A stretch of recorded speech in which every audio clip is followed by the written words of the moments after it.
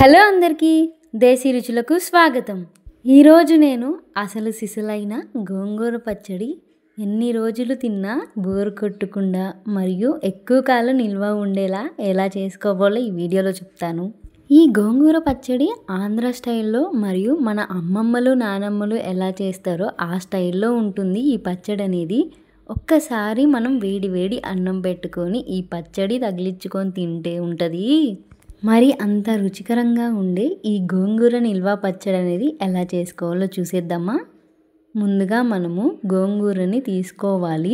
ఇప్పుడు ఈ గోంగూరని మనం మంచిగా శుభ్రపరచుకోవాలి. ఇందులో ఆ గోంగూర మునిగేంత వరకు వాటర్ వేసేసి వీడియోలో చూపిస్తున్నాం కదా అలా వాష్ చేసుకోవాలి. ఈ ఆకుకూరల్లో ఏదైనా సరే ఇసుక అనేది ఉంటుంది, అందుకే జాగ్రత్తగా వాష్ చేసుకోవాలి.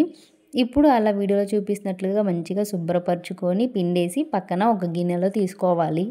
ఇప్పుడు ఆ గోంగూరని మనము డాబా మీద కానీ ఇంటి ముందు కానీ ఒక కాటన్ శారీ వేసేసి దాని మీద పరుచుకోవాలి. ఈ గోంగూరని మనము 4 నుంచి 5 గంటల దాకా ఎండబెట్టుకోవాలి.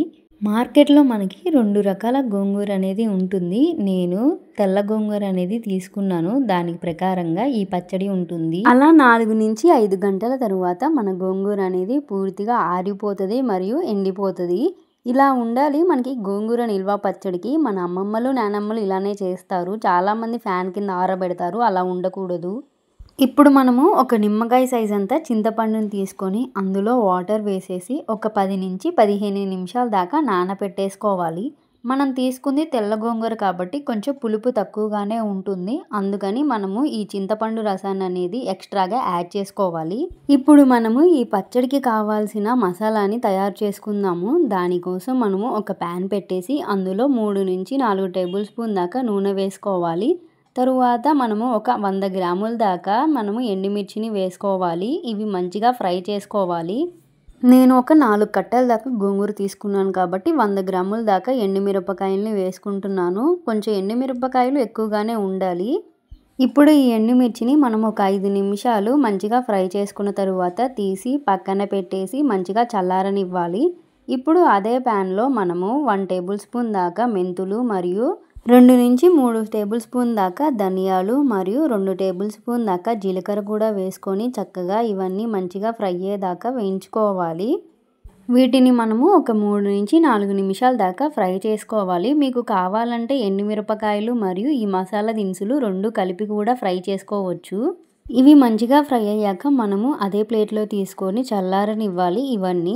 ఇప్పుడు అదే ప్యాన్లో మనము మరొక 3 టేబుల్ స్పూన్ దాకా నూనె వేసుకోవాలి. ఎందుకంటే మనం ఇప్పుడు గోంగూరని ఫ్రై చేసుకోవడానికి. నూనె కొంచెం వేడెక్కాక మనము ఎండపెట్టేసుకున్న గోంగూరని మొత్తం ఈ ప్యాన్లోకి వేసుకోవాలి. ఈ గోంగూరని మనం మంచిగా ఫ్రై అవ్వనివ్వాలి. అప్పుడే మనకి ఈ గోంగూరలో ఏమన్నా వాటర్ ఉన్నా పోతుంది. అప్పుడు నిల్వ కూడా ఎక్కువ కాలం ఉంటుంది ఈ గోంగూర పచ్చడి అనేది. అలా మనము ఈ గోంగూరని ఒక 10 నుంచి 15 నిమిషాల దాకా చక్కగా మీడియం ఫ్లేమ్లో ఫ్రై చేసుకోవాలి. ఇలా ఫ్రై చేసుకున్నాక మనకి వీడియోలో కనిపిస్తుంది కదా అలా ఉంటుంది. ఇప్పుడు ఇది కూడా తీసి పక్కన పెట్టేసి చల్లారనివ్వాలి. ఆలోపు మనము ముందుగా నానబెట్టుకున్న చింతపండుని తీసుకొని మంచిగా గుజ్జు మొత్తం తీసేయాలి. చాలామంది చింతపండుని వేసుకోరు ఈ నిల్వ పచ్చళ్ళలో, కానీ చింతపండే వేస్తారు మన అమ్మమ్మ నుంచి నానమ్మ కాలం నాటి నుండి. ఒకవేళ మీరు ఎర్ర గోంగూరతో చేయాలనుకుంటే కొంచెం చింతపండు తగ్గించి వేసుకోండి.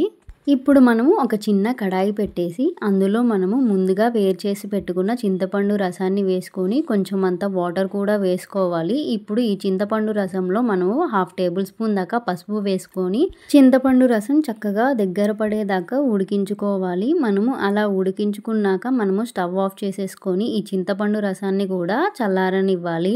ఇప్పుడు మనము ముందుగా ఫ్రై చేసి పెట్టుకున్న మసాలా దినుసుల్ని ఒక మిక్సింగ్ జార్ తీసుకొని అందులో వేసుకోవాలి. మీరు ఎప్పుడైనా గుర్తుంచుకోండి, మిక్సీ పట్టేటప్పుడు వేడిగా ఉన్న పదార్థాలని మాత్రం అస్సలు వేయకూడదు. ఇప్పుడు అందులో మీకు తగ్గట్లుగా ఉప్పు వేసుకోండి. కొంచెం తక్కువగానే వేసుకోండి, తర్వాత చూసి వేసుకోవచ్చు.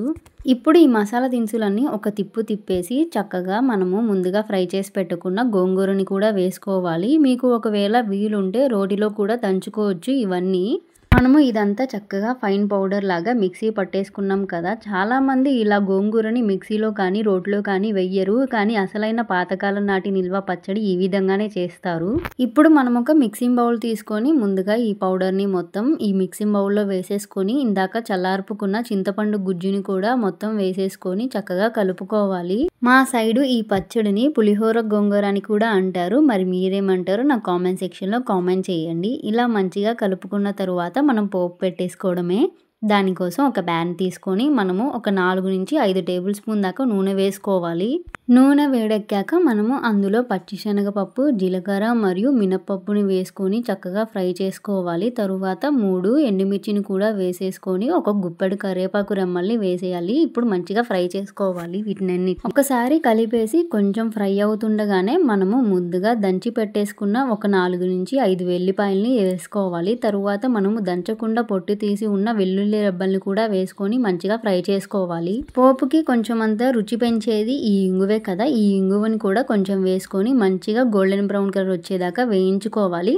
అలా మంచిగా వేగాక మనము ముందుగా కలిపి పెట్టుకున్న గోంగూర మిశ్రమాన్ని ఇందులో వేసుకొని దీన్ని కూడా ఒక 2 నుంచి 3 నిమిషాల దాకా ఫ్రై చేసుకుంటే సరిపోతుంది. ఇలా గోంగూరని ఒకసారి కలిపేసుకొని ఒక 2 మినిట్స్ మగ్గించుకుంటే సరిపోతుంది. మనకి ఎంతో టేస్టీగా ఉండే అమ్మమ్మలు నానమ్మల కాలం నాటి గోంగూర పచ్చడి అనేది రెడీ అయిపోతుంది. ఈ పచ్చడిని మనము చల్లారాక ఒక బాక్స్లో పెట్టేసుకొని వాటర్ పడకుండా జాగ్రత్త పడితే ఎంతకాలమైనా ఈ పచ్చడి నిల్వ ఉంటుంది. అదే టేస్టీగా ఉంటుంది. రుచి మాత్రం ఏమీ మారదు. మీకు ఈ వీడియో నచ్చితే సబ్స్క్రైబ్ చేయడం మాత్రం మర్చిపోకండి. Bye bye.